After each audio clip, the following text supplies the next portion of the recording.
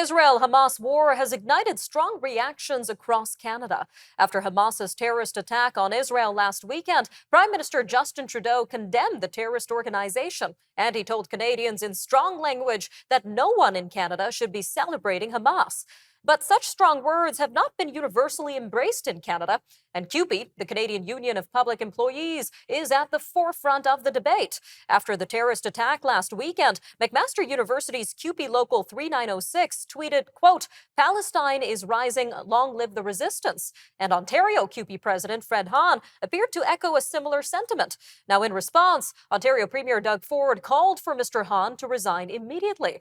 Well, joining us now to unpack the controversy over CUPE and their position on the Israel-Hamas war is Mr. Rahim Mohamed, columnist with the National Post. Sir, welcome to Forum Daily. Thank you so much for having me, Nima. Thanks for joining us, sir. Now, the comments from CUPE have some people wondering why a Canadian public sector union is weighing in on geopolitical debates. What are your thoughts on this, sir?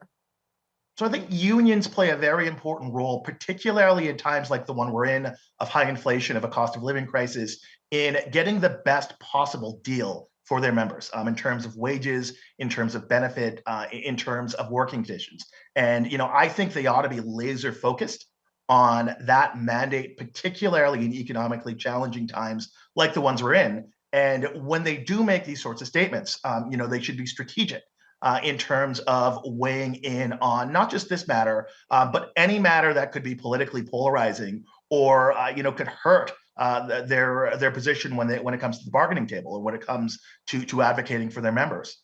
And this is quite a large union, over 700,000 union members in this union, and there are likely to be Jewish union members within it. So how has the union responded to this criticism that their words are being perceived as endorsing Hamas's terrorism?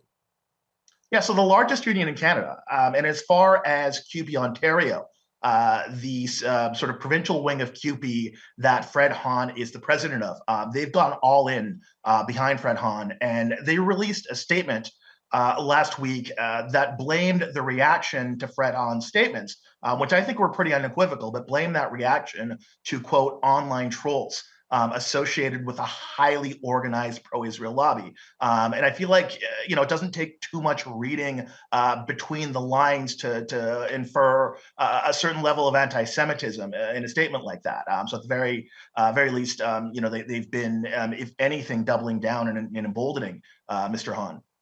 And in terms of repercussions, we know Premier Doug Ford has called on Fred Hahn to resign, but what other responses have officials made towards such sentiments around Hamas? Sure. The federal Minister of Labor, Seamus O'Regan, toward the end of last week, he spoke out against Mr. Hahn's sentiment, calling it a glorification of violence.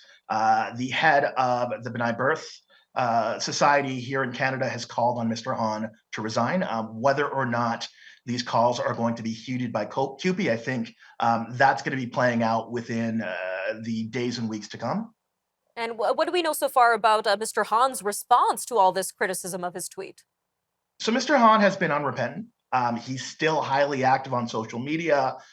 He's claimed, that there's no possible way to infer, pro-violence sentiment or pro-Han sentiment from his posts on social media. I'll let your viewers, go back and read his posts from, October the 7th, October the 8th, to assess that claim. But he's been thus far quite unrepentant, and it doesn't look like there's an apology on Mr. Hahn's part forthcoming anytime soon.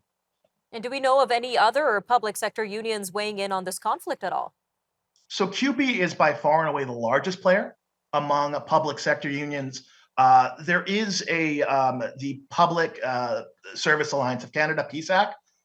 They're the union that represents government workers. They also represent diplomats and employees in Canadian consulates abroad.